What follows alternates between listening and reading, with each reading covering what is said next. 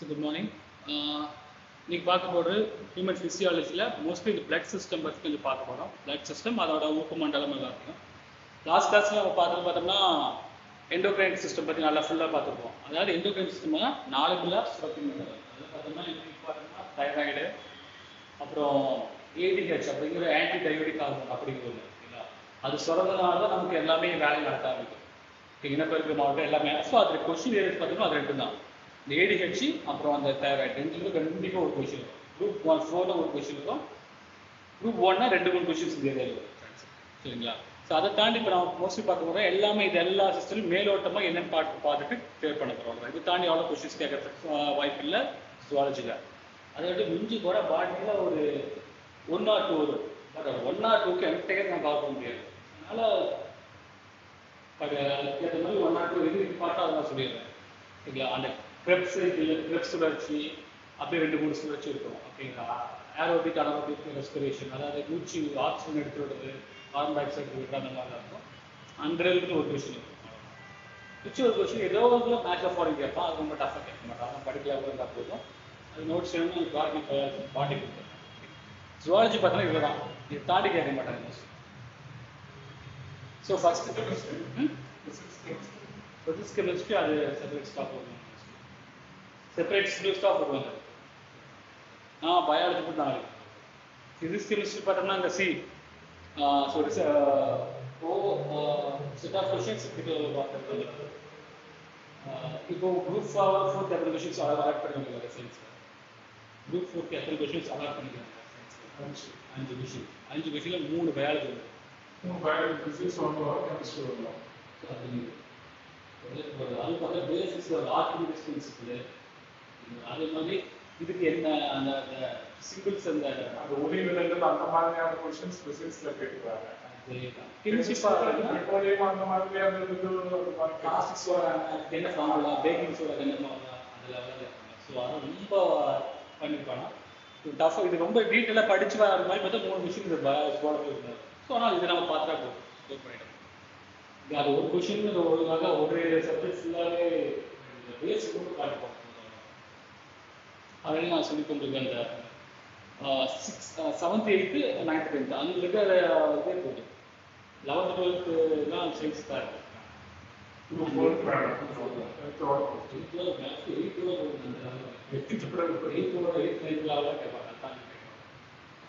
அவங்க அளவு 4 கொஸ்டின்ஸ் இருப்பாங்க. ஸோ அவங்க இது குரூப் 1 பார்த்தோம்னா 10th 11th போவாங்க.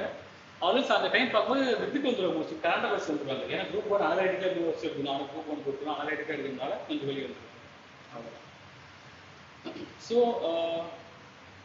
இப்போ அது நம்ம எண்டோக்ரைன் ஷோர்ஷாக ஒரு 2 குரூப் 1 ஆஸ்பெக்டில் 3-2-3 கொஸ்டின் வரும். குரூப் 4ல் ஒரு கொஸ்டின் சான்ஸ் இருக்கு, 1 வரும். அது விட்டு பார்த்தோம்னா நம்ம இதில் வரும், இந்த டிசீஸ்க்கு ஒரு கொஸ்டின் கண்டிப்பாக வந்துடும். ஸோ அப்புறம் பார்த்தோம்னா இப்போ நான் பார்க்க போகிற பிளட்ல ஒரு கொஸ்டின் ஒரு சான்ஸ். ஸோ இதெல்லாம் கொஸ்டின் ஏரியா இங்கே தான் கேட்பாங்க. அதை விட்டால் காண்டவர்ஸ் வரும். காண்டவர்ஸ் பார்த்தோம்னா இப்போ பன்றிகை காய்ச்சல் வருது பார்த்தீங்களா, அது ஒரு நான் எப்படி அது கண்டுபிடிக்கக்கூடிய அந்த சாதாரண என்ன ஓகே அந்த மாதிரி கொஸ்டின்ஸ் கேட்பாங்க.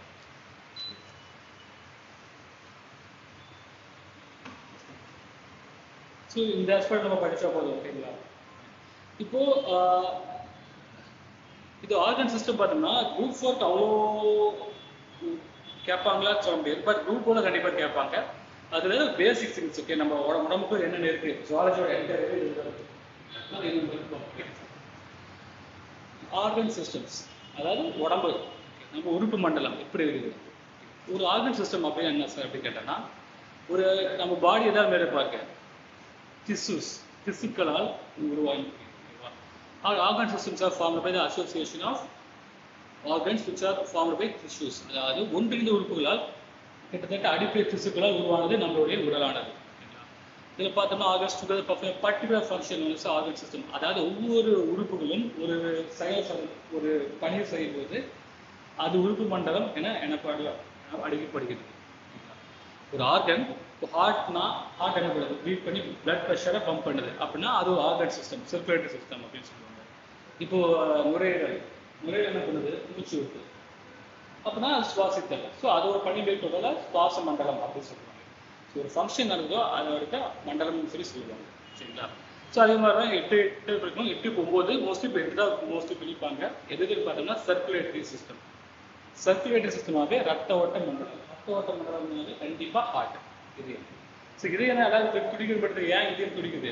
அது துடிக்கிறதுனால தான் எக்ஸ்ட்ரீம் ப்ரெஷரில் என்ன பண்ணுது, ரத்தத்தை எல்லா பக்கமும் பீச்சு அடிச்சுட்டு இருக்கு. So it's circulatory.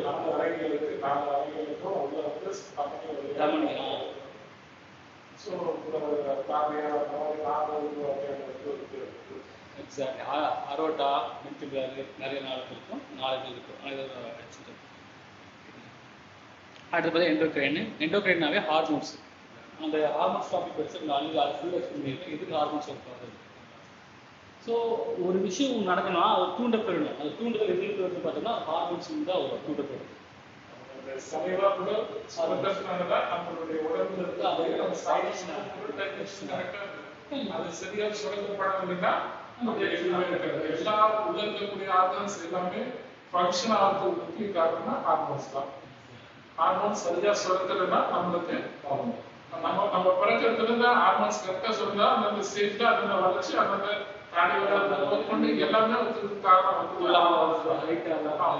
ஹார்மோன்ஸ் அதிகமா சுரண்டா குள்ளமா அதிகமாகிறதால நம்ம சுரக்கிறதா குள்ளமா இருப்பாங்க, ஹெல்த்தியா இருக்கணும், எல்லாமே அதேதான். கண்டிப்பா. ஸோ அதோட எஃபெக்ட் அந்த thyroid, hyper thyroid, hypo thyroid, அதே மாதிரி பிறகு அந்த மூச்சு எல்லாமே அது போய் கிளீனாக எக்ஸ்பிளைன் பண்ணி பார்த்தா 2 கிளாஸ் உள்ள நடத்திப்பேன். அது நல்லா பார்த்து. நெக்ஸ்ட் ஃபர்ஸ்ட் ஸ்கெலிட்டல், எலும்பு மண்டலம். எலும்பு கரெக்டா இருந்தாலும் நம்ம வந்துட்டு ஸ்ட்ரக்சர் கரெக்டாக இருக்கும். என்னென்ன வகையான எலும்பு இருக்கு? குருத்தெலும்பு, சின்ன எலும்பு, பெரிய எலும்பு, கழுத்து, தாடி எல்லாமே எலும்புகள் எல்லாமே மஸ்குலர் மூவ்மெண்ட். அதாவது தசைகள் எப்படி மூவ் ஆகுது, தசைகள் இருக்கிறதுனால நம்மளுக்குள்ள எதிர்க்க முடியுது. ஓகேங்களா? வெறும் எலும்பு மட்டும் இருந்தாலும் ஒன்றும் பண்ண முடியாது. தசைகள் தான் அதுக்கு இதுவாக இருக்கு. நிறைய தசைகள் கண்டிப்பாக. அப்புறம் பார்த்தோன்னா டைஜஸ்டிவ். நம்ம சாப்பிடக்கூடிய உணவு செரிச்சு அதுல இருக்கக்கூடிய என்னென்ன தேவையானதோ அது ரத்தத்தின் மூலியமாக உடலின் பல்வேறு பகுதிகளுக்கு போய் சேருது. எங்களுக்கு போகுது அப்படின்றது முடிவு பண்ணக்கூடியது செரிமான மண்டலம். ஸோ சுவாச மண்டலம்ன்றது நம்ம வந்து பிரீத்திங் சிஸ்டம். ஸோ அது வந்துட்டு என்ன சொல்றது, சுத்தமான கார்பன் டை ஆக்சைடு வெளியில இருக்கக்கூடியது அது சுவாச மண்டலம். நர்வஸ் சிஸ்டம்,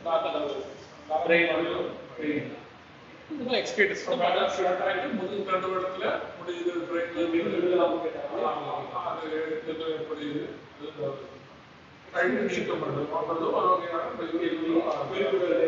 இதெல்லாம் எக்ஸ்கிரேட்டரி சிஸ்டம்.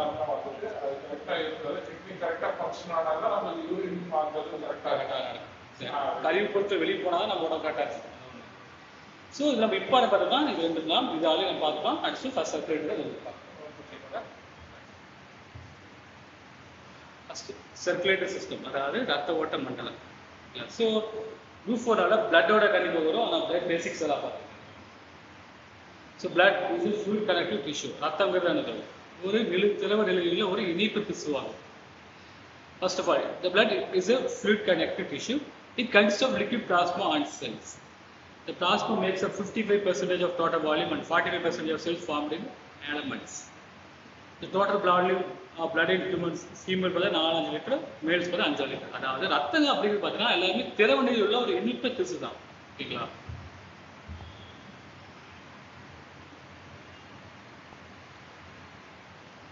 இனிப்பு திசு மீன்ஸ் அப்படின்னா என்னது? திசுனா சொல்லி ஒரு டிஷ்யூனா ஒரு லேயரா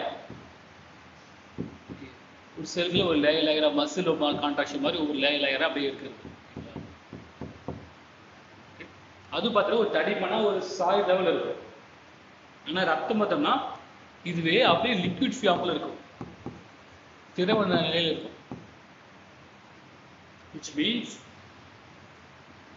இது எல்லாரும் சொல்லும் கரெக்டாக சொல்லுங்க. வாட்டரு ரத்தங்கிறது ஒரு தண்ணி மாதிரி, வெறும் திரவ நிலையில் இருக்கிற ஒரு பொருள் அப்படி கிடையாது. திரவ நிலையில் இருக்கிற ஒரு திசுக்களால் ஆனதுதான் இது. இல்லை எப்படின்னா ஏன் சொல்றேன்னா பிளட்டோட வேலை என்னங்க? ரத்தத்தோட வேலை என்ன? ஒரு இடத்துல இருக்கிற அந்த ஆக்சிஜனை, அதாவது நுரையில் இருக்கிற அந்த ஆக்சிஜன் ரத்தத்தின் மூலமா கொண்டு சென்று ஒவ்வொரு இடத்துலயும் போய் கொடுக்கணும். கண்டிப்பா ஆக்சிஜன் கொடுத்து கார்பன் டை ஆக்சைடு திருப்பி எடுத்தாந்து சுவாச மண்டல கொடுக்கணும்.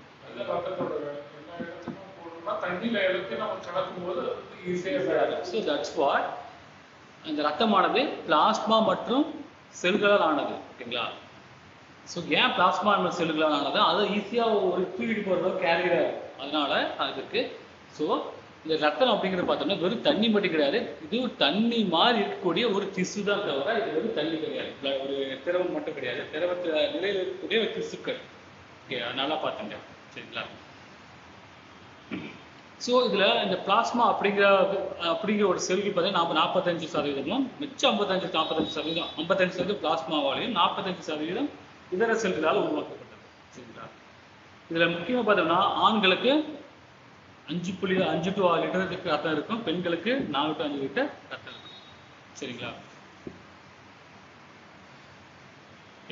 ஸோ பிளட் அப்படிங்கிறது எல்லாரும் சொல்கிற மாதிரி வெறும் லிக்விட் மட்டும் கிடையாது, லிக்விட் ஸ்டேஜில் இருக்கக்கூடிய ஒரு டிஷ்யூ. இது மட்டும் நான் பார்த்தேன், லிக்விட் ஸ்டேஜில் இருக்கக்கூடிய ஒரு டிஷ்யூ.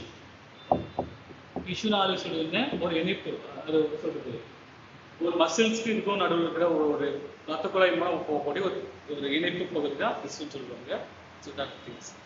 ஸோ இதில் பார்த்தோம்னா உங்களுக்கு கொஷினரே இதுதான் ஒன்று பேசிக்ஸ். ஸோ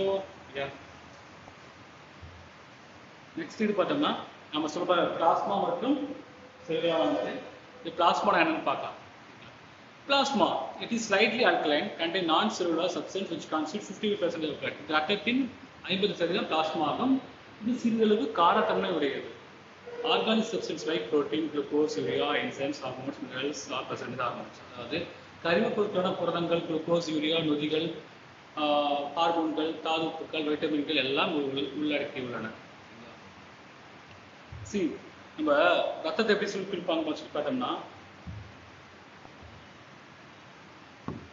ஆர்பிசி, டபிள்யூபிசி, அப்புறம் பிளாஸ்மா, அப்புறம் செல் ஆர்கனல், அப்படி நிறைய போயிட்டே இருக்கும். இது நமக்கு அப்புறம் பிளேட்லெட்ஸ்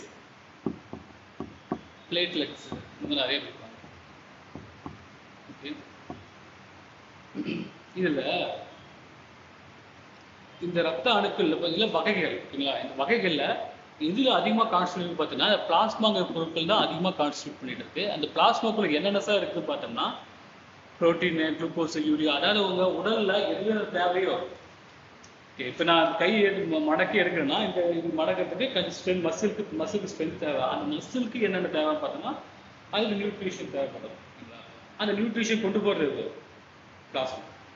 ஓகே, ஸோ எப்படி சொல்கிறது, ஆக்சிஜனோடு சேர்ந்து சத்துக்கள், புரதங்கள் எல்லாத்தையும் எடுத்துட்டு போகிறது இந்த பிளாஸ்மா வாசனை. பிளட்குள்ளே இருக்கிற அந்த பிளாஸ்மா தான் இதை எடுத்துட்டு போகும்.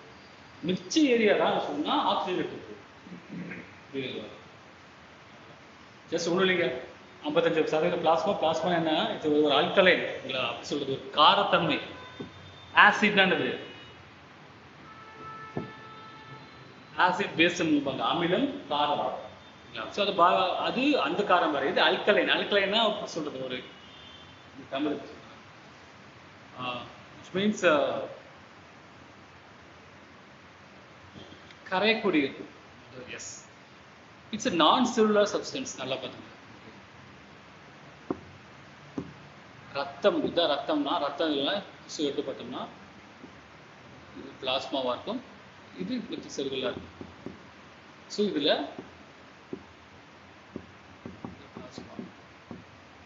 அந்த பிளாஸ்மாங்கிறது இது ஒரு செல் கிடையாது. ஓகே, செல் அற்ற ஒரு பகுதி தான் அது.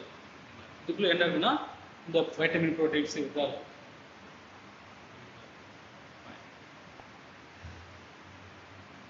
அது பிளாஸ்மா என்னது பார்த்தோம்னா வாட்டர். மோஸ்ட்லி பார்த்தோம்னா வாட்டர் தான் சாப்பாடு 95% இருக்கும். ஆல்ரெடி சொல்லி இந்த ப்ரோட்டீன்ஸ்குள்ள இருக்குன்னு சொல்லியிருந்தேன், ஆல்புமினு, அப்புறம் குளோபுலினு, அப்புறம் ஃபைப்ரினோஜின் 3 இருக்கும்.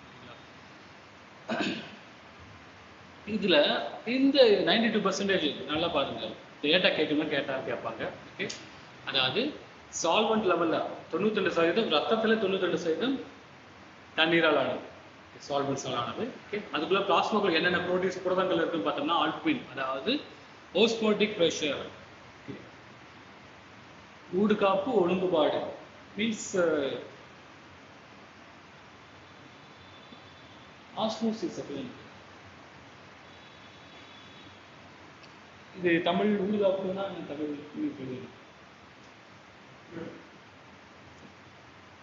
சி ஆஸ்மோட்டிக் ப்ரெஷர் அப்படின்னாங்க. எப்படி சொல்றது, ஆஸ்மோ அப்படின்னா என்னது, அட்மாஸ்பியர் காத்த உள்ள இருக்கிறதுனால உள்ள இருக்க கிளியர் பண்றது, வாட்டர் இருக்கக்கூடிய அட்மாஸ்பியர் காத்த உள்படி எடுக்கிறது. சரிங்களா? இப்போ ரிவர்ஸ் ஆஸ்மோசிஸ் சொல்லுவாங்க, கேள்விப்பட்டிருக்கீங்களா? ஆர்ஓ ஆஸ்மோசிஸ், அதாவது தண்ணீர் இருக்கக்கூடிய இதை உறிஞ்சி திருப்பி அதே அமைச்சு விடுறது ரிவர்ஸ் ஆஸ்மோசிஸ் பண்ணுறது. சேம் அதே தான் ரத்தத்தில் இருக்கக்கூடிய அந்த ஆஸ்மோட்டிக் ப்ரெஷர் மெயின்டைன், தண்ணீருக்கான ப்ரெஷர் மெயின்டைன் பண்ணுறது தான் இதுதான் ஆல்புமின். அப்புறம் பார்த்தோன்னா இது ஆன்டிபாடி ஃபார்மேஷன் குளோபுலின். ஃபைப்ரினோஜன் பார்த்தோன்னா ரத்தம் கட்டி ஆகிறது. இது 3 இருந்தால் தான் ரத்தத்தில் பிளாஸ்மா கரெக்டாக இருக்கும், ரத்தமும் கரெக்டாக இருக்கும். இதில் ஏதோ ஒன்று இதாச்சுன்னா, பிளட் கிளாட்டிங் கம்மியாக இருந்துச்சுன்னா ரத்தம் கீழானா வடிச்சுட்டே இருக்கு. இது என்ன குறைபாடுமாங்க வந்தா வைட்டமின் டி குறைபாடுன்னு கூட சொல்லுவாங்க. ஓகே,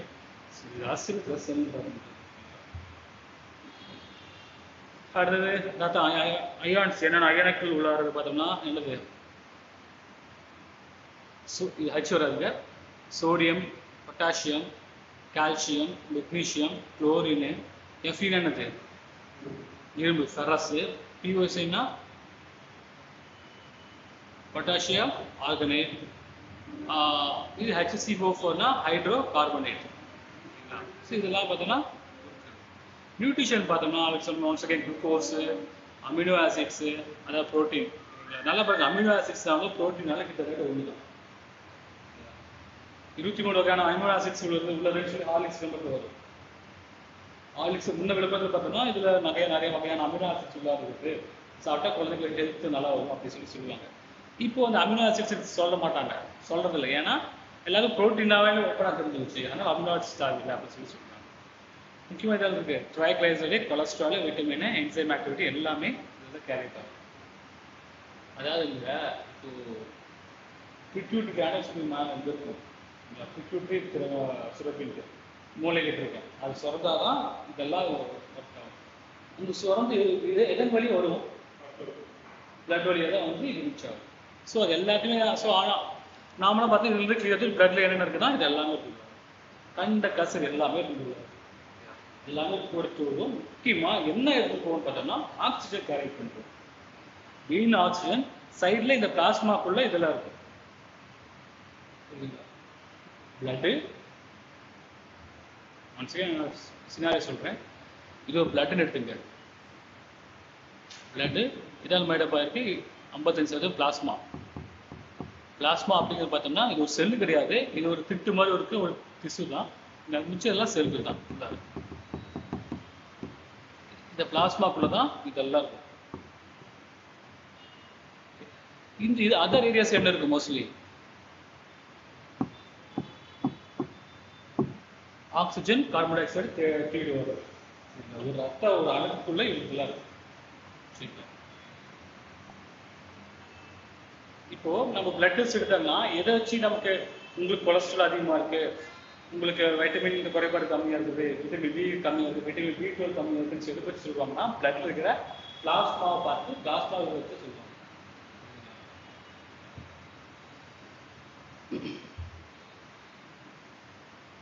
அப்புறம் பார்த்தா அதுக்குள்ள என்னென்ன வேஸ்ட் ப்ராடக்ட்ஸ் இருக்கு பார்த்தோன்னா ஆஸ் யூஷுவல் சொன்ன மாதிரி urea, uric acid, creatinine, ammonia, these are excreted by the kidney.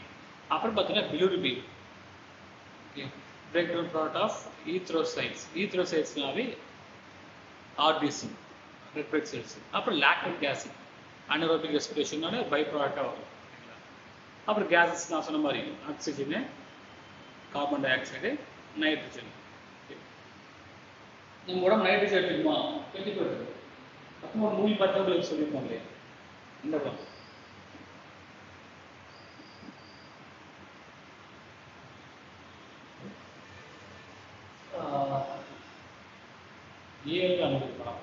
Vishnu Vishal படம் ஓகேங்களா? அந்த படத்தை பார்த்தீங்கன்னா ஒருத்தர் கொள்ளுவான், ஆக்சிஜன் சிலிண்டர் கரெக்டாக குடிப்பான், கணக்கு போவான், ஆனால் இறந்துருவான். கேட்பாங்க, சார் ஆக்சிஜன் ஆக்சிஜன் எடுத்து நல்லதானே, ஆக்சிஜன் 100% தூய ஆக்சிஜன் எடுத்து செத்துணும், ஹைட்ரஜனில் கலந்து தட்ஸ் கம்மி. ஓகே, நான் சுவாசி நம்ம உலக எத்தனை சதவீதம் இது இருக்கு? 74% நம்மளோட சுவாச மண்டலத்தில், வாயு மண்டலத்தில் 24% இருக்கு நைட்ரஜன், 25% ஆக்சிஜன், 0.1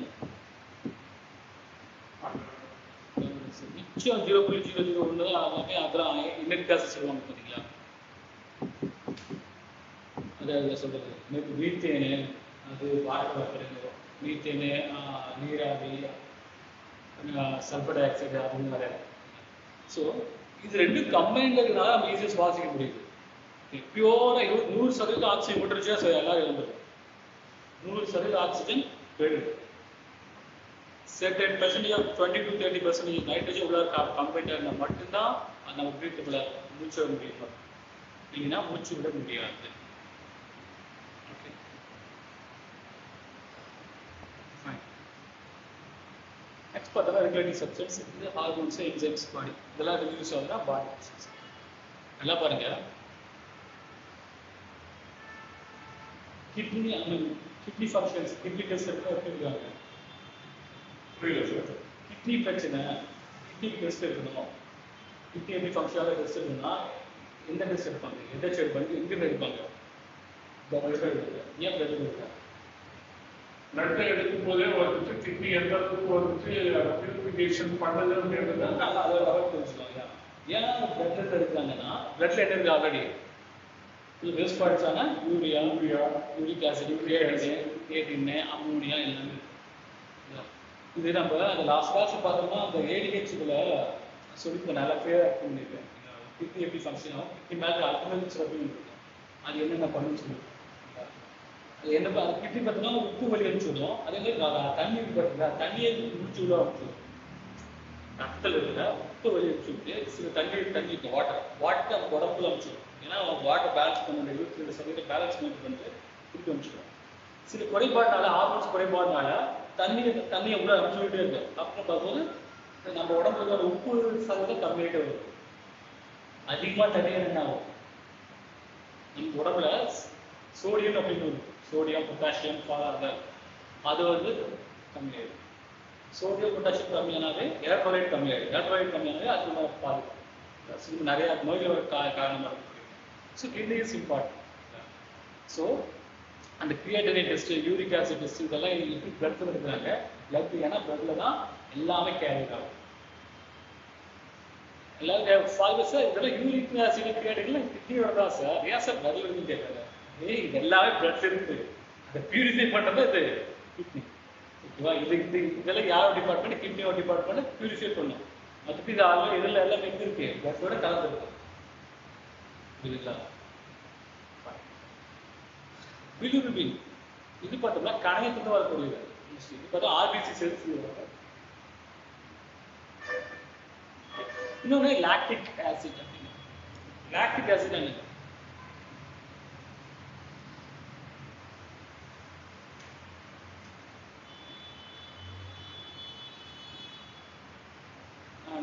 லாஸ்ட் கிளாஸ்ல அதையும் சொல்லியிருக்கேன்.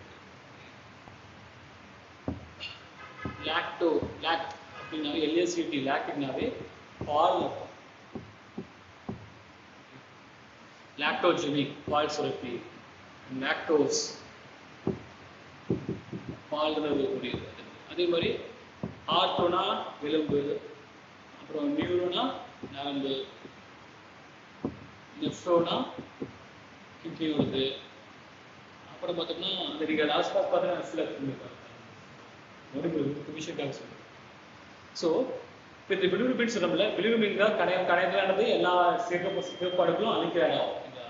ஸோ அந்த இடத்துல இது யூஸ் ஆர்பிசி கேரியரு. அப்போ லாக்டிக் ஆசிட் இருக்குங்களா?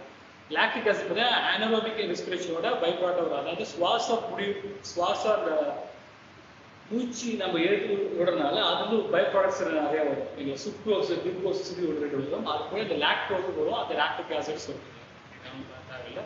முக்கியமாக நெக்ஸ்ட் பார்த்தீங்கன்னா கேஸ் ரொம்ப இம்பார்ட்டன்ட். என்ன கேஸ் கொண்டு போகுது? Oxygen, carbon di oxide and nitrogen. நல்லா பாருங்க, நைட்ரஜன் ப்ளஸ் ஆக்சிஜன் இருந்தால் தான் அது பிரீத்தபிளாக இருக்கும், சுவாசம் பண்ணக்கூடியதாக இருக்கும். அதேமாதிரி நம்ம கார்பன் டை ஆக்சைடு சுவாசிக்கவே முடியாதா சார் அப்படின்னா சுவாசிக்கலாம். 1 மணி நேரம் 2 மணி நேரம் உங்கள் உடம்போட பொறுத்து சுவாசிக்கலாம்.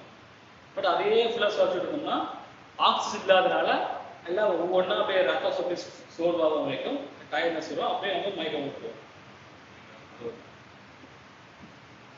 நெக்ஸ்ட் பார்த்தோன்னா ரெகுலேட்டரி சப்ஸ்டன்ஸ். ஆல்ரெடி சொல்லியிருந்தோம், இங்கே பிட்யூட்டரி கிளாண்ட் எப்படி தைராய்டு போய் ரீச் ஆகும் ரத்தத்தை மூலமாக தான். ஸோ அப்படியே அப்போனா ரத்தத்தில் என்ன இருக்கும்?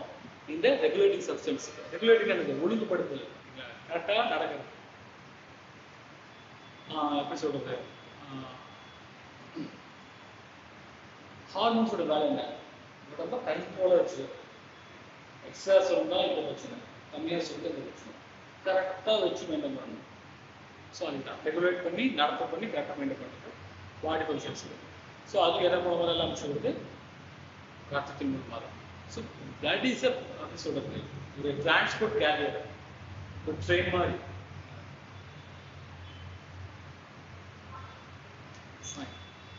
இப்போ ஆர்பிசி பார்த்தோம்னா சொல்றது 3 டைப் ஆஃப் பிரிக்கலாம். ரத்த அணுக்கள் 3 வகையை பிரிப்பாங்க. அதில் சொன்ன மாதிரி என்னது? ஆர்பிசி ரெட் பிளட் கார்பசைட்ஸ், அதாவது ரத்த சிவப்பு அணுக்கள். இதை என்ன சொல்லுவாங்கன்னா எரித்ரோசைட்ஸோட சொல்லுவாங்க. எடுத்து பார்த்தோம்னா ஒயிட் பிளட் கார்பசைட்ஸ், அதாவது லீகோசைட்ஸ் ரத்த வெள்ளை அணுக்கள், அதாவது லீகோசைட்ஸ் சொல்லுவாங்க. இன்னொன்று பிளட் பிளேட்லெட்ஸ் ஆர் த்ராம்போசைட், ரத்த தட்டுக்கள் அல்லது த்ராம்போசைட்டுகள் அப்படிங்கிறாங்க. இந்த பிளட் பிளேட்லெட்ஸ் தான் கொஞ்சம் கிளாட் ஆகிறது யூஸ் ஆகும், யூஸ் ஆகும். Okay fine. ஆர்பிசி, டபிள்யூபிசி, அப்புறம் பிளட் பிளேட்லெட்ஸ்.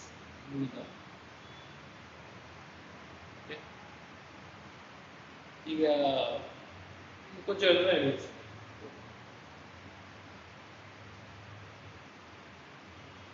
எழுதி கொஞ்சம் பாருங்க.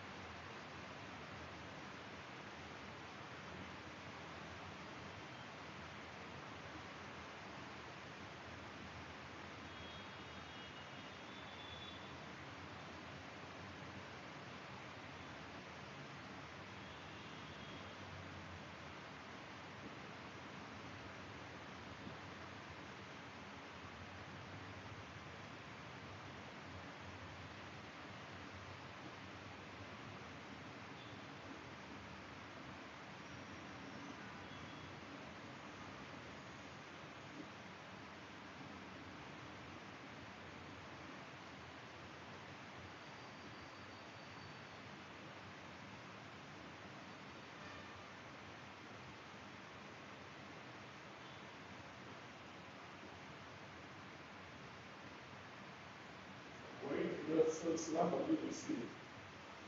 RBCன்னா என்ன சார்? அந்த பிளட் செல்ஸ் அந்த ஆர்க்கு என்ன? அது சிவப்பு ரத்த அணுக்கள். அது நான் சொல்றேன். அந்த ஆர்க்கு இன்ஃபெக்ஷன் வந்து சிவப்பு கலர்ல இருக்கும். Red blood cells, red blood cells, white blood cells, platelets. Once நீங்க இது அப்படி நீங்க இது அப்படி ஞாபகம் வச்சுக்கிறீங்களா இல்லை நான் போய் நோட்ஸ் எடுக்கிறீங்களா? நோட்ஸ் எடுக்கிறேன். அப்போ இதெல்லாம் இம்பார்ட்டன்ட். ஏன்னா இப்போ நம்ம சொல்றதும் ஈஸியாக தெரிஞ்சுக்கோம். பட் ஆனால் எக்ஸாம்ஸ் மட்டும் ப்ரிப்பேர் பண்ணும்போது என்ன ரத்தத்தில் தான் இருக்குமா டவுட்னால இருக்கும். அதனால் இதான் கொஞ்சம் நோட் பண்ணி வச்சுருக்கேன். இது வந்து கொஞ்சம் இம்பார்ட்டன்ட் சினாரியோ. ஓகே, 3ஆம் பிரிப்பாங்க RBC, WBC and blood platelets. பிளேட்லெட்ஸில் ஒன்றும் இல்லை, அப்படியே சாக்லேட் மாதிரி இருக்கும். இது ஒரு படிவு மாதிரி இருக்கும். படிவு இதெல்லாம் படி மாதிரி வரும், தட்டையா வரும். இப்போ ஆர்பிசி நான் கேட்டீங்க பண்ணலாம். ஆர்பிசி ஆஃப் ஆப்டிக் போன் மாறு, அதாவது எலும்பு மஞ்சை மனித உடலில் மனித உடலில் அதிக அளவில் காணப்படக்கூடிய ரத்த செல்களாலும் இவை எலும்பு பச்சையில் உருவாகிறது. எலும்பு மஜ்ஜை எலும்பு இருக்கும். அந்த எலும்பு மஜ்ஜையில இருந்து தான் ரத்த சிவப்பணுக்கள் உற்பத்தி ஆகிறது. சுவாச நரம்பியலான ஹீமோகுளோபினை ஆர்பிசி கொண்டுள்ளதால் ரத்தம் சிவப்பு நிறத்துடன் காணப்படுகிறது. சோ சுவாச நரம்பியலான ஹீமோகுளோபின் ரேஞ்ச் பார்ப்பாங்க. நம்ம வந்து பிளட் வந்துட்டு என்ன கரெக்டா இருக்கா, நம்மளுக்கு வந்துட்டு அந்த பிளட்டோட ஸ்டாண்டர்ட் பார்க்கணும் போது வந்துட்டு ஹீமோகுளோபின் ரேஞ்ச் பார்ப்பாங்க. அதுதான் வந்துட்டு அந்த ரத்தத்தோட சிவப்பு நிறத்துக்கு காரணம். அது ரொம்ப அதிகமா இருந்ததுன்னா 12-13 இருந்ததுன்னா ஸோ உங்களுக்கு வந்து ரொம்ப அடர்ந்த ரத்தத்தில் இருக்கும், இல்லைன்னா லைட்டா இருக்கும். ஸோ அதுதான் நம்ம உடம்புல வந்துட்டு அதாவது என்ன சொல்றது ஸ்ட்ராங்கா இருக்கும் அப்படின்றதுக்கு ஒரே மென்ஷன் அதுதான். ஸோ பாலூட்டிகளில் முதிர்ச்சி அடைந்த ரத்த சிவப்பணுவில் செல் நுண்ணுறுப்புகள் மற்றும் உட்கரு காணப்படுவது இல்லை.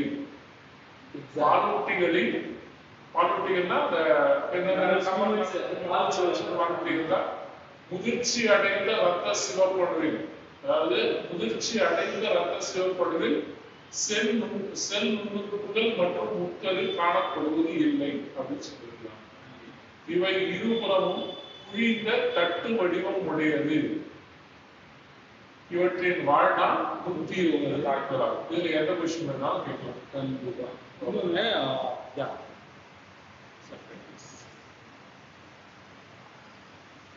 இப்போ வாழ்நாள் 120, WBC பார்த்தா பாதி கம்மியாகும். கிளியரா சொல்லிட பாருங்க. இது ஏன் ரெட் கலர் இருக்குன்னு பார்த்தோம்னா ஹீமோகுளோபின் HG அப்படின்னு சொல்லப்படக்கூடிய ஹீமோகுளோபின் அதிக லெவலில் இருக்கும். ஓகே, ஹீமோகுளோபின் ஓகேங்களா, இதனால ரெட் கலர் இருக்கு. ஹீமோகுளோபின் எதுக்கு பார்த்தோம்னா அயன், இரும்பு சத்து, அதனாலதான் இந்த பிக்மெண்டேஷன் கிடைக்கும். இரும்போட கலர் என்ன? இரும்பு வந்து தண்ணியில் பட்ட கலர் தான். இரும்பு தண்ணியிலே இருந்துச்சுன்னா கலர் என்ன? துருப்பிடிச்சதுன்னா துரு வந்து தண்ணியில இருக்கு. எக்ஸாக்ட்லி. எப்பயுமே ஞாபகம் வச்சுக்கோங்க, ஃபெரோஸ் FE இரும்பு, அதாவது பூமிக்குள்ள இருக்காவோ வெளியே இருக்கோ வேற எதுல இருக்கோ எல்லாமே என்ன கலர் இருக்குன்னா சிவப்பு தான். ஓகே, ரெட் கலர்ல வருது. ஓகே, ஸோ அயன் கண்டென்ட் இது மோஸ்ட்லி இம்பார்ட்டன்ட். ஸோ அதனால அயன் கண்டென்ட் இருக்கிற ஹீமோகுளோபின் தான் RBC ரொம்ப இம்பார்ட்டன்ட்னால ஆட்டோமேட்டிக்காக இது என்ன கலர்னு பார்த்தோம்னா ரெட் கலர்ல தான் இருக்கும். That's why we called as RBC, red blood corpuscles, சிவப்பு ரத்த அணுக்கள் அப்படின்னு சொல்லுவாங்க. ஏன்னா இந்த ஹீமோகுளோபின் தான் ரெஸ்பிரேட்டரி பிக்மெண்ட், அதாவது மூச்சு விடுறதுக்கு போய் ஆக்சிஜன் கார்பன் டை ஆக்சைடு மாற்றுறதுக்கு இந்த RBC ரொம்ப இம்பார்ட்டன்ட். இப்போ RBC கவுண்ட் கம்மி ஆகுது சார், சொன்னீங்க ஆல்ரெடி சொன்னீங்க 12க்கு மேலே சார் 12% 12 கிட்ட இருக்கணும். நார்மலாக பார்த்தீங்கன்னா ஃபீமேல் பார்த்தீங்கன்னா 10 to 12 கிட்ட இருக்கணும்னு சொல்லுவாங்க. 10 to 12 ஆல்சோ அவங்களுக்கு பியூபர்ட்டி வந்தாங்கன்னா 12 கரெக்டாக 12 இருக்கணும். கம்மியாயிடுச்சுன்னா ஹீமோகுளோபின் கம்மியா இருக்குதுன்னா டேஞ்சரஸ் வரும். 6 to 8 வரைக்கும் பார்த்தா அவங்க உச்சி தரலாம். நீ ஒரு சிரஞ்சை குளுக்கோஸ் இறக்கி ஊற்றலாம். 60 கீழே கம்மியாக இருந்துச்சுன்னா டேஞ்சரஸ் வரும். என்ன பிரச்சனை வரும்? சிம்டம்ஸ் என்ன வரும்? சிம்டம்ஸ் என்ன வரும்னா ரொம்ப டயர்டாக ஃபீல் பண்ணுவாங்க, அடிக்கடி உடம்பு சரியில்லாமல் போயிடும். எனக்கு தெரிஞ்ச வரைக்கும் இன்னொன்று பார்த்தீங்கன்னா மோஸ்ட் ஸ்பெசிஃபிக்காக ஒவ்வொரு சிம்டம், மோஸ்ட் காமன் சிம்டம் என்னது? இதோட RBCயோட வேலை என்னன்னு சொல்லியிருக்கோம், ரெஸ்பிரேட்டரி பிக்மெண்ட். மூச்சு கொண்டு போயிட்டு ஆக்சிஜன் ரத்தத்தின் மூலமா இருக்கக்கூடியது எல்லாத்தையும் கிரியேட் பண்ணுவோம். ஸோ இது கம்மியாகுதுன்னா என்ன, இந்த ரத்தம் அந்த மூச்சு விட ஈஸியாக இருக்குமா? மூச்சு திணறல் ஏற்படும். எக்ஸாக்ட். ஓகே, ஸோ ப்ரீத்லெஸ்னஸ், அவ்வளோதான். இப்போ உங்களுக்கு படிக்க கூட தேவையில்லைங்க, ஏன்னா இது ரத்தம் ப்ரீத் பண்ணுறதா தேவை. இது இல்லைன்னா ப்ரீத் பண்ண முடியாது, ரொம்ப கஷ்டப்படுவாங்க. எக்ஸாக்ட்லி. சின்ஸ் காமன் சிம்டம்னா ப்ரீத்லெஸ்னஸ். டயர்டாக ஃபர்ஸ்ட் டயர்டாக என்னன்னா ஆக்சிஜன் கரெக்டாக இருந்தால் ஆட்டோமேட்டிக்கலி டயர்ட் ஆகுது. அதெல்லாம் சுவாசிச்சுட்டு கரெக்டாக இருந்தால் ஓகே. அது சுவாசிக்க முடியாதது காரணம் ரத்தம் ஒழுங்காக போயிட்டு வரல அப்படிங்க. RBC பவுல் கம்மியாக இருக்குன்னா இந்த மாதிரி ப்ராப்ளம். ஸோ இது இஸ் ஹேப்பனிங். இன்னொன்று இந்த RBC போய் எங்கே அழியுன்னு சொல்லியிருந்தேன், ஸ்ப்ளீன். கணையத்துல போய் அலையும். ஓகேங்களா? அங்க அதுதான் போய் கிரேவியார்ட் ஆஃப் ஆர்பிசிம்பாங்க, சுடுகாடு. ஆர்பிசியோட சுடுகாடுன்னு சொல்லுவாங்க. அங்கதான் போய் அடிக்கும். இப்போ எக்ஸசிவ் அமௌண்ட் 15,000 கவுண்ட் 15 20 ஆகி போச்சு வச்சுங்களேன், எங்க அடி வாங்குறோம்? ஸ்பீட் அடி வாங்க. ஓவரா அதாவது அடிக்க முடியாது, அதெல்லாம் அடி வாங்க முடியும். ஸோ அதனால கரெக்டான ஃபங்க்ஷன் மெயின்டைன் பண்ணிட்டாங்க. இப்போ நம்ம ஃபங்க்ஷன்ஸ் என்ன தெரிஞ்சாலே போதும், அது இல்லைன்னா என்னென்ன ப்ராப்ளம் வரும் நம்ம காட்டுறது தெரியணும். இது ரெஸ்பிரேட்டரினா இது பிரச்சனை என்னாச்சுன்னா ரெஸ்பிரேட்டரி ப்ராப்ளம் ஆகும், மூச்சு விடுற பிரச்சனை வரும். இன்னொன்று பார்த்தோம்னா RBC do not have cell organelles or nucleus. நல்லா பார்த்துக்க, சில பேர்லாம் அந்த ஆர்பிசிலேயே இது இல்லை அப்படியே முடிவு பண்ணிடுவாங்க. ஆர்பிசியில் நியூக்ளியஸும் ஆர்கனல்ஸ், அதாவது உட்கரு நியூக்ளியஸ் ஆர்பிசி கிடையாதுன்னு சொல்லுவாங்க. அப்படிலாம் கிடையாதுங்க, ஆர்பிசியில் நியூக்ளியஸ் இருக்கு. ஆர்பிசியாக நியூக்ளியஸ், எல்லா ஆர்கனல்ஸ் நியூக்ளியஸ் உட்கரு எல்லாமே இருக்குது. எத்தனை நாள்னா ஒரு 50 நாள், 50 to 70 நாள் இருக்கும். ஓகேங்களா? அப்படி என்ன ஆகுனா மெச்சூர் ஆனதுக்கப்புறம், முதிர்ந்ததுக்கப்புறம் பார்த்தோம்னா அது எல்லாமே டிசால்வ் ஆகிடும். நியூக்ளியஸ்லாம் டிசால்வ் அப்படியே கரைஞ்சி ரத்தத்தோட இதாக கரைஞ்சிடும். கரைஞ்சி வெறும் பிளேட்லெட்டாக தான் சுற்றிட்டு இருக்கும், ஒரு ஒரு இதாக தான் சுற்றிட்டு இருக்கும். ஒரு பச்சையமான நம்ம சிவப்பு அடுக்க ஒரு இதாக தான் சுற்றிட்டு இருக்க தவிர கடைசியாக 90-120 நாள்லாம் அங்கே அதுக்காக 90 to 120 நாள் டைமில் அதுக்கிட்ட நியூக்ளியஸ் சுத்தமாக அதைத்தான் சொல்லிக்கிறாங்க மெச்சூர்டு, முதிர்ச்சி அடைந்த ரத்த சிவப்பணுக்கள். முதிர்ச்சி அடைந்த ரத்த சிவப்பணுக்கள் அப்போ வந்து 50 to 70 days தாண்டி 50 to 70 days அது 90 to 20 days அப்படி இருக்கு. முதிர்ச்சி 120 நாள் அது ஆயுட்காலம். ஸோ முதிர்ச்சி அடைனா 90 to 120 காலம். அந்த டைமில் அதை முதிர்ச்சி பண்ணுறது. நான் 50 to 70 years சொன்னால் அப்போ தான் அந்த மாறும், ப்ராசஸ் மாறும், கொஞ்சம் கொஞ்சமாக மாற இருக்கும். அந்த நியூக்ளியஸ் வந்து ஷ்ரிங்க் ஆகி ரத்தம் அப்படியே ரொம்ப டிசால்வ் ஆகாது. ஒன்று நீ 90 to 20 days வச்சுங்க. முதிர்ச்சி அடைனா 90 to 120 நாள். ரொம்ப இம்பார்ட்டன்ட்.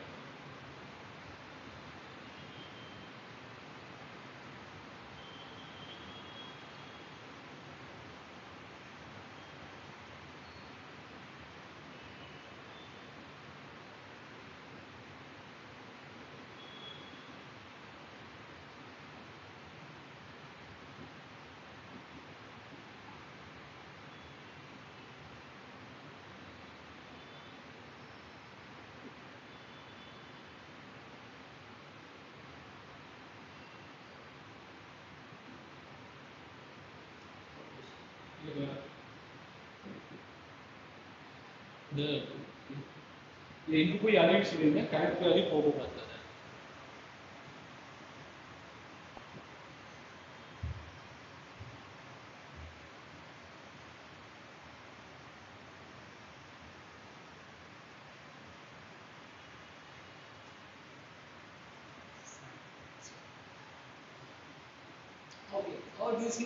என்னென்ன ஆர்பிசி அதன் வேலை என்ன ஆர்பிசி சொல்ல மாதிரி என்னது? Transport of oxygen from lungs to tissue. RBC ஆக்சிஜனை நுரையீரலிலிருந்து திசுக்களுக்கு கடத்துவதில் பங்கேற்கிறது. Haemoglobin transport oxygen. The oxygenated form of oxygen is called oxyhemoglobin. அதாவது ஹீமோகுளோபின் உடலில் உள்ள ஆக்சிஜனை கடத்தும்.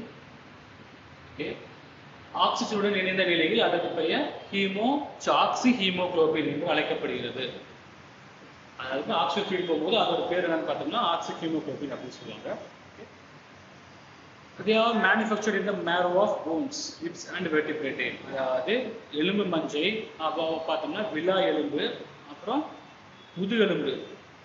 வெர்டிபிரேட்னா முதுகெலும்பு, தண்டுவடம், அங்கிருந்து உருவாக்கப்படுகிறது, உற்பத்தியாகிறது. They disintegrate in the spleen and liver. சொன்ன மாதிரி கல்லீரல் மற்றும் மண்டினால் இது அழிக்கப்படுகிறது. இதுல ஸ்பிளீன் என்னன்னு சொல்லுவாங்கன்னா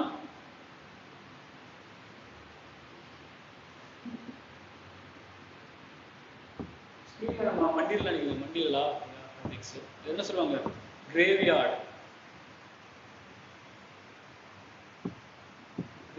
ஆஃப் ஆர்பிசி.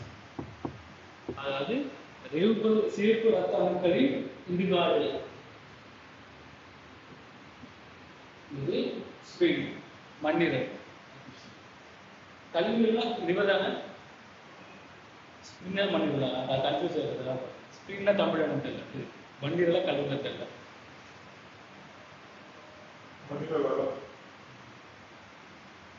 அதை சொல்லுவாங்க சுடுகாடு. ஏன்னா எல்லா ஆஃபீஸ்லையும் போய் அங்கே தான் இருக்கு.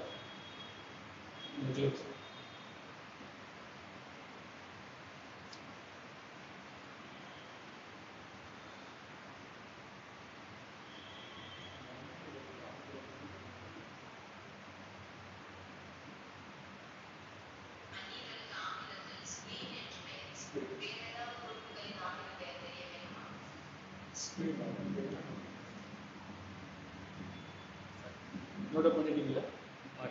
இன்னொன்று அதான் சொல்லுவோம், ஹீமோகுளோபின் ஆக்சிஜன் கலக்கும். சப்போஸ் அந்த ஆக்சிஜன் தூக்கிட்டு போகும்போது அது பேர் என்ன? ஆக்சி ஹீமோகுளோபின் சொல்லி சொல்லுவாங்க.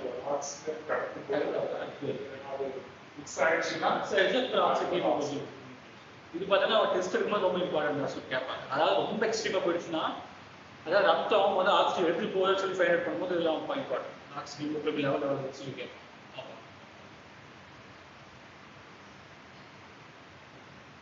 அதனால இரும்பு சாப்பிடணும், இரும்பு சத்து சாப்பிடணும், அந்த முருங்கைக்கீரை, அதுல டேட்ஸு சொல்லுவாங்க.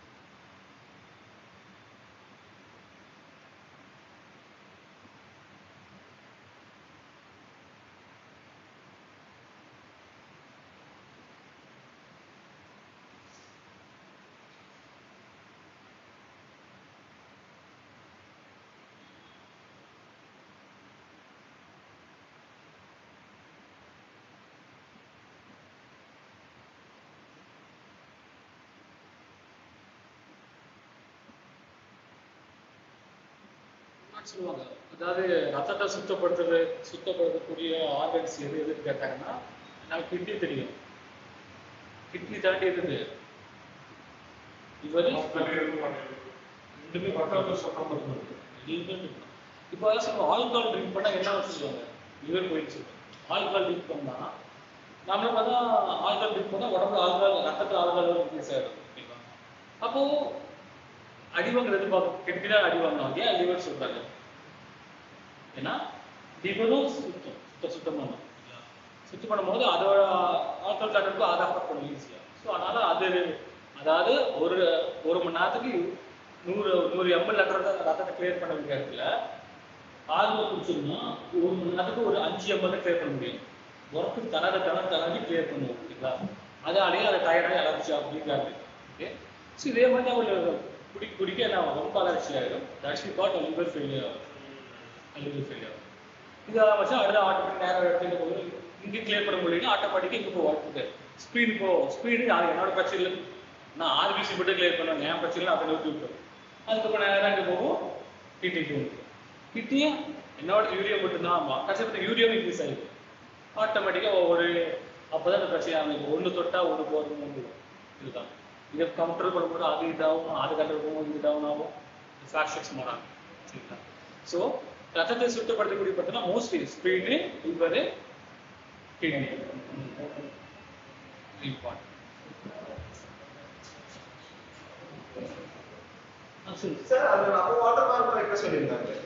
சார் ஆக்சுவலி இன்ட்ரோல் வச்சிருந்தேன், அப்புறம் ஆஃப்டர் தட் அது கரெக்டாக எனக்கு வரல.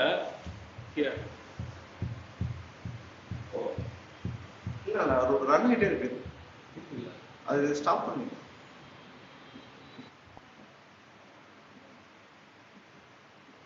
ப்ளே பண்ணி WBC once again சொல்றேன். இது மிக முக்கியம். WBCனா வெள்ளை ரத்த அணுக்கள். Okay, white blood cells. So most WBCs are colorless. இது பார்த்தோம்னா கலர்லெஸ். ஆனால் அண்டர் த மைக்ரோஸ்கோப் இது ஒரு வெள்ளை கலரில் மாதிரி காட்டுனால இதுக்கு WBC சொல்கிறாங்க. Once again it doesn't have the haemoglobin, அதாவது இதுக்கு ஹீமோகுளோபின் காணப்படுவதில்லை. ஆனால் இதுக்கு நியூக்ளியஸ் இருக்குது, உட்கருவானது இது இருக்குது. இது பார்த்தோம்னா phone மேரோ, spleen, thymus and lymph notes இதெல்லாம் இருக்குது. அதாவது எலும்பு மஞ்சை, மண்ணீரல், அப்புறம் தைமஸ் காணப்படுகிறது. இவை அமீபா போட்டு நகரக்கூடிய தன்மையுடையது. இரண்டு வகைகளாக பிரிக்கப்பட்டுள்ளன. ஒன்று துகள்களுடைய செல்கள், துகள்கள் செல்கள். இப்போதான் எனக்கு ப்ளே பண்ணேன், அடுத்த அப்படி சொன்னேன். பாஸ் பண்ணல மறந்துட்டேன், இப்போதான் ப்ளே பண்ண மனசுக்கு சொன்னேன். ஓகே, ஸோ நல்லா பாருங்க. இதில் அமீபாய்ட் மூவ்மெண்ட் என்னங்க கேட்குறா? அமீபான்றது எப்படி இருக்கும்? இதுதான் ஷேப்பே இருக்காது, கண்ட பேர் போவோம். எக்ஸாக்ட்லி, அது மூவ்மெண்ட் பண்ணும்போது அப்படி நகர்ந்து அப்படி போகும், உருண்டு ஜெல்லி ஃபிஷ் மாதிரி அப்படி உருண்டு போகிற மாதிரி போகிற மாதிரி இருக்கும். ஸோ அதே மாதிரி தான் இது அமீபாய்டு மூவ்மெண்ட்டாக இருக்கும் ரத்தத்தில். ஸோ இது ரொம்ப இம்பார்ட்டன்ட். எதுக்கு பார்த்தோம்னா எதிர்ப்பு சக்திக்கு, இம்யூனிட்டிக்கு. ஸோ அதை நம்ம பார்ப்போம். ஸோ இது கிரானுலேஷன் துகள்களுடைய செல்கள். ஸோ துகள்களுடைய செல்கள் பார்த்தோம்னா இது contains granulation cytoplasm. The nucleus is irregular or lobed. The granulocytes are of 3 types: neutrophil, eosinophil, basophil. Wait பண்ணுங்க. அதாவது இது சைட்டோபிளாசத்தில் உள்ளன கிரானுல்ஸ்லாம், கிரானுலர் துகள்கள். இது இவற்றில் உட்கருக்கள் ஒழுங்கற்றவை அல்லது கதுப்புக்களுடையவை. which means what? ஒரு irregular இருக்கிறது. இது பார்த்தா 3 வகையை சொல்லுவாங்க: நியூட்ரோஃபில், எசினோஃபில், பாசோஃபில் அப்படின்னு சொல்லப்படக்கூடியது. சரிங்களா? இதுதான் நியூட்ரோஃபில், எசினோஃபில், பாசோஃபில். செல்லுனா ஒன்றும் இல்லைங்க, இது ஒரு செல். இது உள்ளார நியூக்ளியஸ் இருக்கும். ஓகே, இதுதான் நியூக்ளியஸ், உட்கரு அப்படின்னு சொல்லுவாங்க. இது ஒரு செல்லு. இதுக்குள்ளார என்ன இருக்கும்? எல்லாம் துகள்களாக இருக்கும். இது பேர் என்ன சொல்லுவாங்க? சைட்டோபிளாசம் அப்படின்னு சொல்லுவாங்க. ஒரு செல்லுனாவே இதெல்லாம் ஆட்டோமேட்டிக் உள்ளார இருக்கும். ஒரு செல்லுனாவே ஆட்டோமேட்டிக்காக உள்ளார நியூக்ளியஸ் இருக்கும், சைட்டோபிளாசம் இருக்கும். இதுவே தாவர செல்னா அதுக்குள்ள மைட்டோகாண்ட்ரியா அப்படின்னு வச்சிருக்காங்க. அது பார்த்தீங்கன்னா பவர் ஹவுஸோட செல் அப்படின்னு சொல்லுவாங்க. Power house.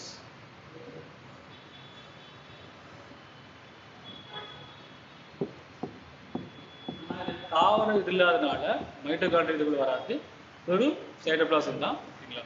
இப்போ அந்த நியூக்ளியஸோட ஷேப் வச்சு பிரிச்சுருக்காங்கன்னா இது பார்த்தீங்கன்னா நியூட்ரோஃபைல், எசினோஃபைல், அப்புறம் பேசோஃபில், மூணா பிரிச்சிருக்காங்க.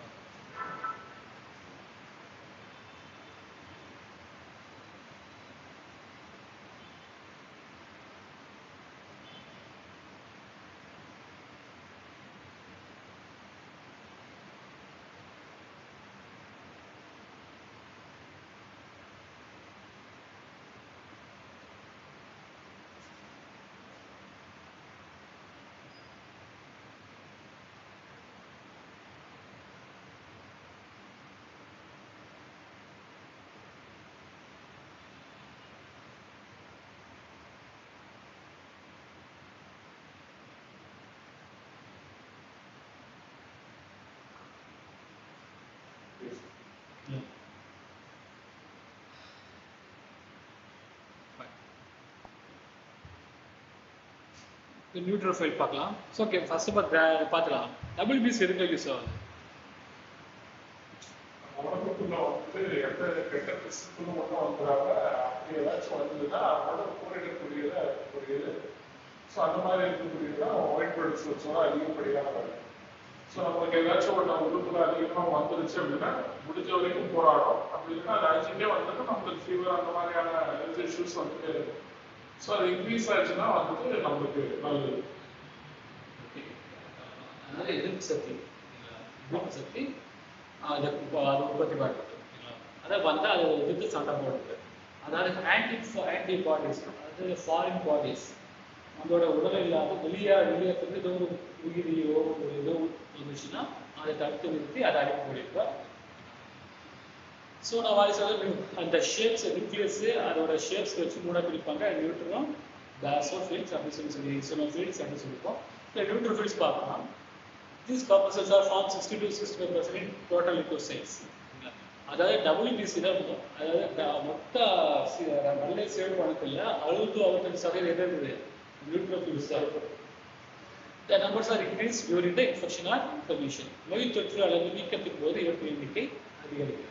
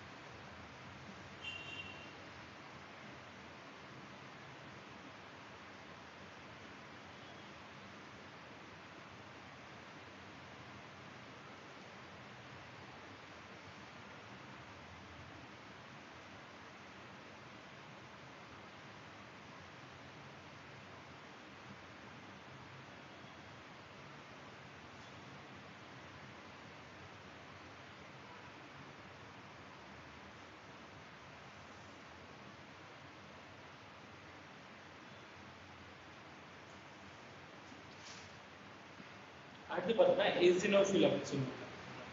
இது பார்த்தீங்கன்னா சொல்றது உடலில் சில ஒட்டுண்ணிகள் தொற்று அல்லது ஒவ்வாமை ஏற்படும் போது இவற்றின் எண்ணிக்கை அதிகரிக்கிறது. The numbers increases during the conditions of allergy and parasitic. It's over the detoxification of toxins. எசினோ அப்படின்னாவே ஒரு விஷம் உரிமைன்னு இருக்கு. ஸோ இந்த அப்பவே பார்த்தீங்கன்னா நம்ம உடம்புல ஏதோ ஒரு தொற்று, நோய் தொற்றோ ஒட்டுண்ணி தொற்றோ பேரசைட்டோ ஏதோ ஒன்று இருந்துச்சுன்னா அதை அழிக்கிறதுக்காக நிற்கலாம். எசினோஃபில்ஸ் வந்து அதிகப்படியாக சொல்லுவோம்.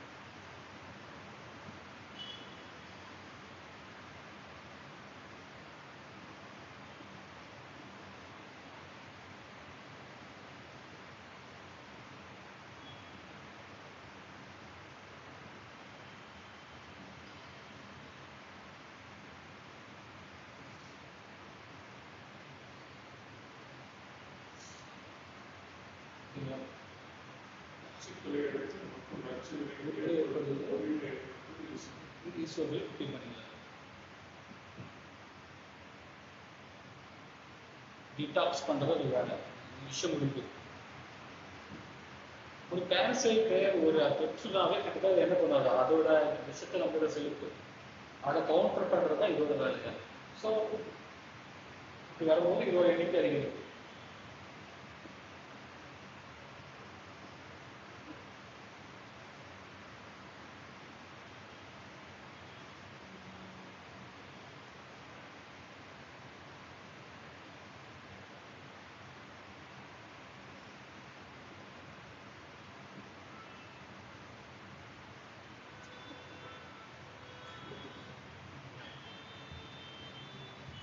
Next, basophil.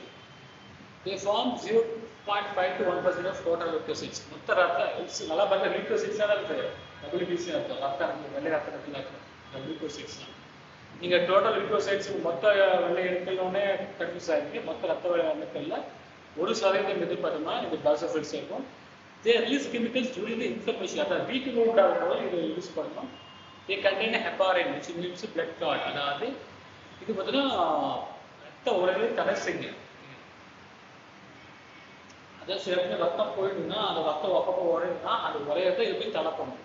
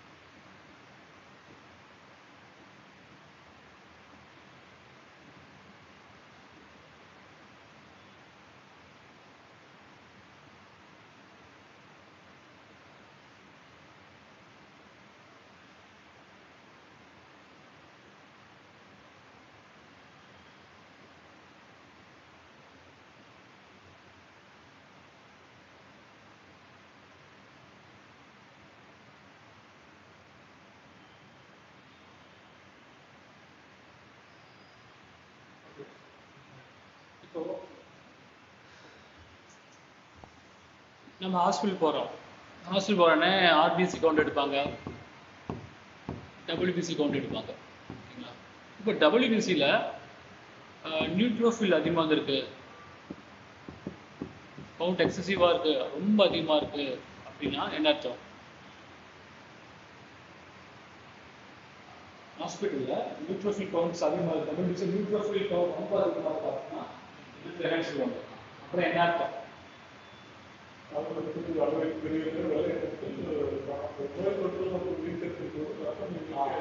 ஏதோ தொற்று வந்திருக்கு, ஏதாவது ஒரு பெரிய இன்ஃபெக்ஷன்.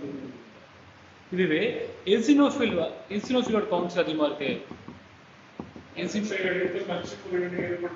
அப்பனா ஏதோ பெருசா உள்ள இருக்கு.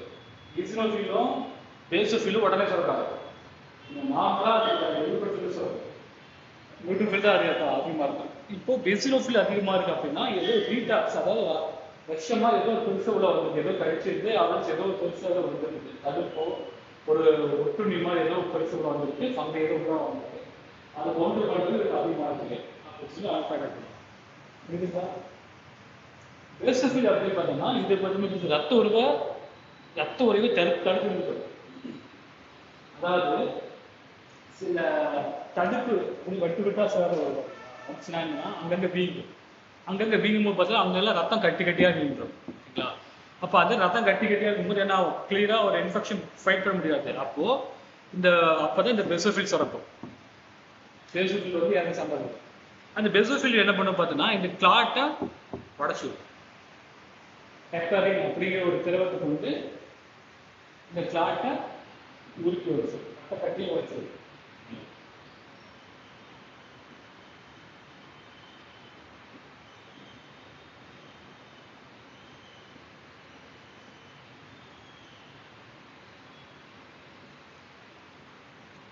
ஸோ இதுதான், இதை வச்சு தான் நமக்கு என்னென்ன இன்ஃபெக்ஷன்ஸ் இது கண்டுபிடிப்பாங்க. ரீசன் இதுதான். ஓகே, ஃபர்ஸ்ட் இதை வச்சு பார்ப்பாங்க. இது வச்சு இன்க்ரீஸ் ஆகும் போது ஏதோ இன்ஃபெக்ஷன் பெருசாக இருக்கும் போது அதுக்கப்புறம் ஓகே இப்போ இசினோஃபிலா, ஓகே அப்படின்னா ஆல்கே ஃபங்கல் டெஸ்ட் எடுத்துவாங்க, ஃபங்கல் இன்ஃபெக்ஷன்கள் செக் பண்ணலான்ட்டு அதில் டெஸ்ட் எடுத்து அனுப்பிச்சு விடுவாங்க. இது ஒவ்வொன்றும் பார்ப்பாங்க.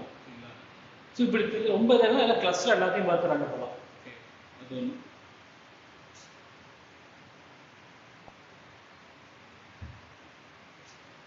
அடுத்தது கிரானுலேட்ஸ். இது ஏ கிரானுலேட்ஸ், துகளற்ற செல்கள். எதுன்னு பார்த்தோம்னா இதுதான் கொஞ்சம் இம்பார்ட்டன்ட்.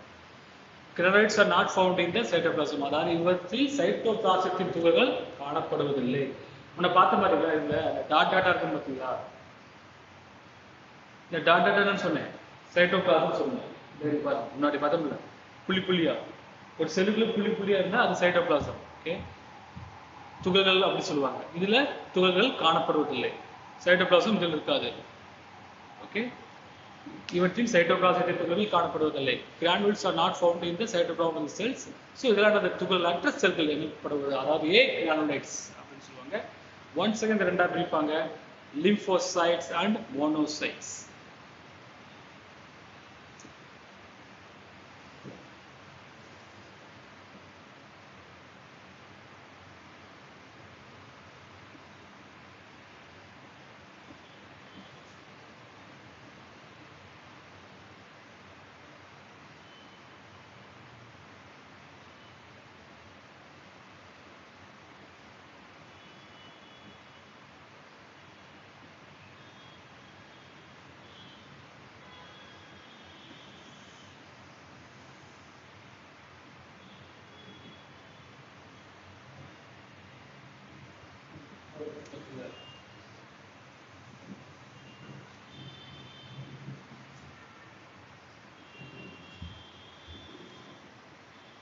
லிம்போசைட்ஸ்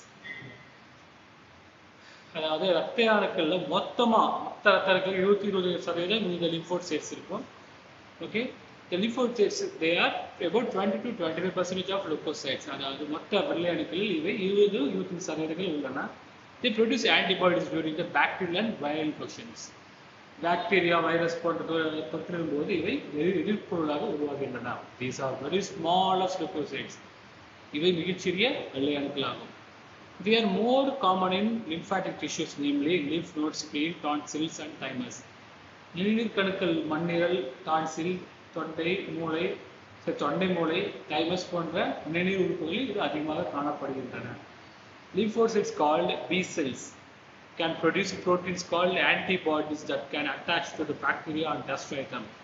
B செல்கள் எனப்படும் லிம்போசைட்டுகள் ஆன்டிபாடி எனும் எதிர்நச்சுக்களை தயாரிக்கக்கூடியவை. இவை பாக்டீரியாவுடன் இணைந்து அவற்றை அழித்து செயல்படக்கூடியவை. T cells, B cells பார்த்தோம். அந்த T cells it protect us against the viruses by attacking and destroying cells which are viruses are reproducing. T செல்கள் எனப்படுவது வைரஸ்களை எதிர்த்து அழிக்கக்கூடியவையாகும். இவை வைரஸ்கள் தங்கியிருந்து இனப்பெருக்கம் அடையும் செல்களை தாக்கி அழிக்கும் தன்மையுடையவை. ஓகே,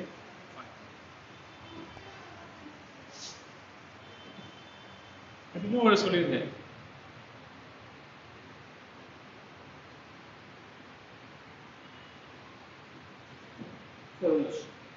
லிம்போசைட்ஸ், லிம்ப்னு என்ன சொல்லியிருந்தேன்? நினம், நிணநீர்.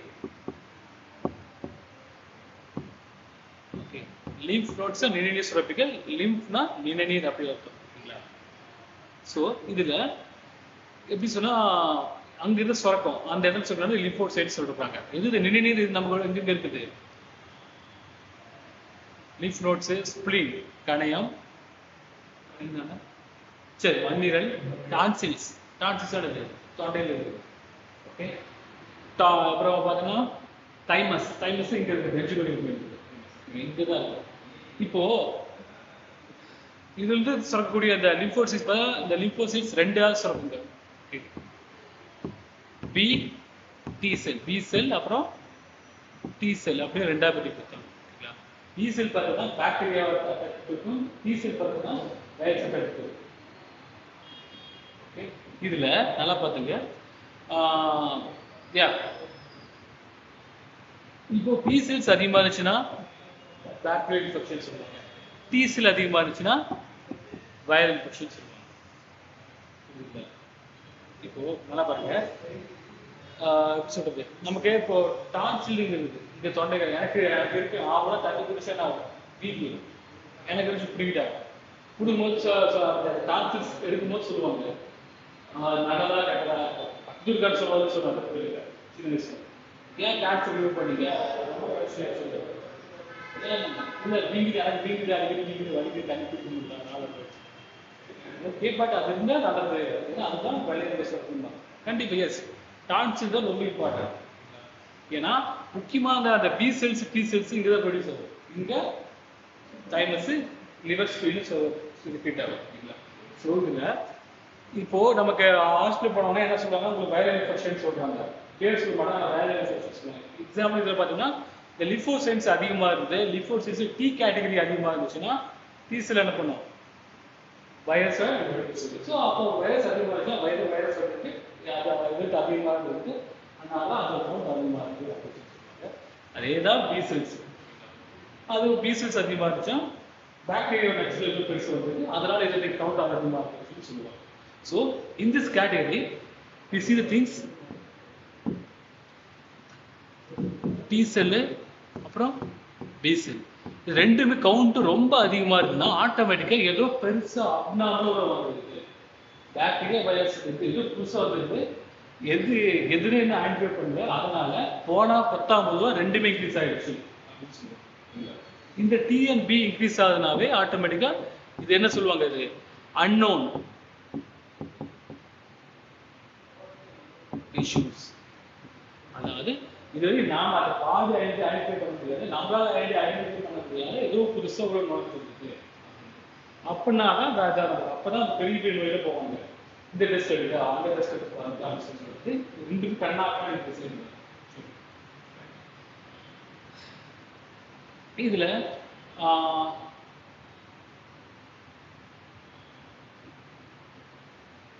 ஓகே, இந்த பார்த்தோம் நம்ம என்டோக்ரைன் நாளமுள்ள சுரப்புகள், நாளமுள்ள சுரப்புகள். நம்ம நாளமுள்ள சுரப்பை பார்க்கலாம்.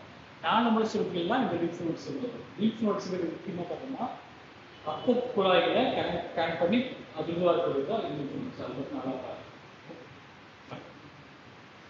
இன்னொன்று இப்போ கேட்பாங்க, இருக்குல்ல ரொம்ப ஸ்மாலஸ்ட் இது வெள்ளை அணுக்களே ரொம்ப சின்னது தான். ஆர்பிசிக்கு நல்லா பாருங்க, ஆர்பிசி வர்சஸ் டபிள்யூபிசியில்.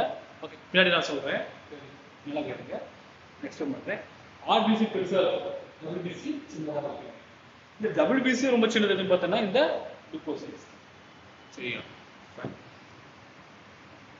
இப்போ நீங்கள் புரியுதுல கொஞ்சம் ரொம்ப படிக்கக்கூடிய பாயிண்ட்.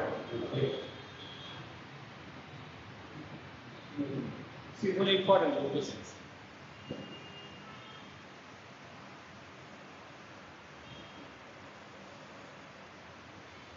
அதாங்க அந்த கிரானுலோசைட்ஸ் சொன்னல சைட்டோபிளாசம் இருக்குல்ல, அதெல்லாம் பார்த்தா சின்ன சின்ன தொற்று தான் இருக்கும். பெரிய பெரிய ஏரியா தான் இதுதான் கிரானுலோசைட்ஸ் நியூக்ளியர் தான்.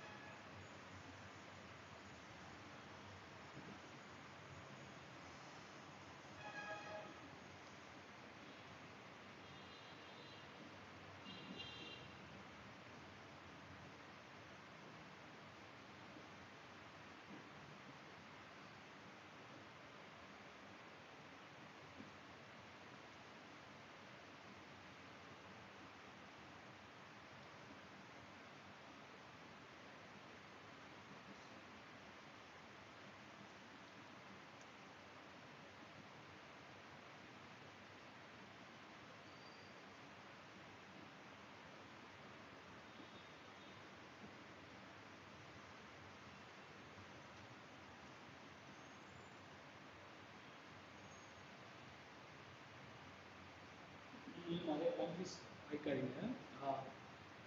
லிம்போசைட் வேற, லியூகோசைட் வேற. ஓகே ஓகே, நீங்க எழுதுங்க.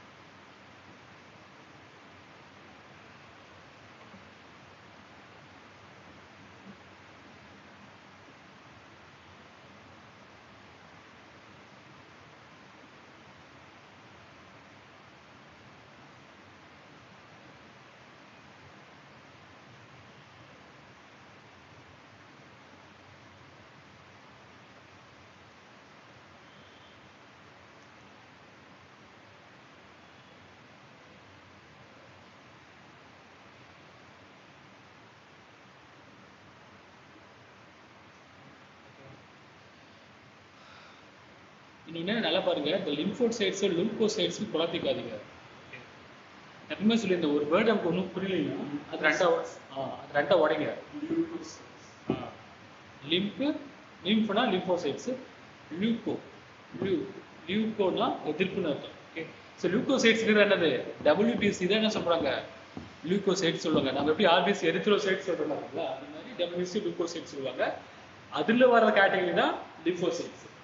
அதனால லிம்போசைட்ஸ் லியூகோசைட்ஸ் பார்த்து நல்லா பழக்கிடுவாங்க, ஒரே சைட்ஸ் ஒரே மாதிரி தான். ஸோ லிம்ஃபோ வர, லிம்ஃபோனா லியூகோசைட்ஸ் வர அதே இருக்கிறது எங்க லிம்ஃப்ங்கிறது நிறநீர் சுரப்பதுன்னா அது லிம்போசைட்ஸ். ஒரு நல்லா பார்த்தோம், புரியுதுங்களா? குழந்தைக்கு அந்த தயவு செஞ்சுக்கிட்டோம். ஓகே ஃபைன், பிரேக் எடுக்கிறேன்.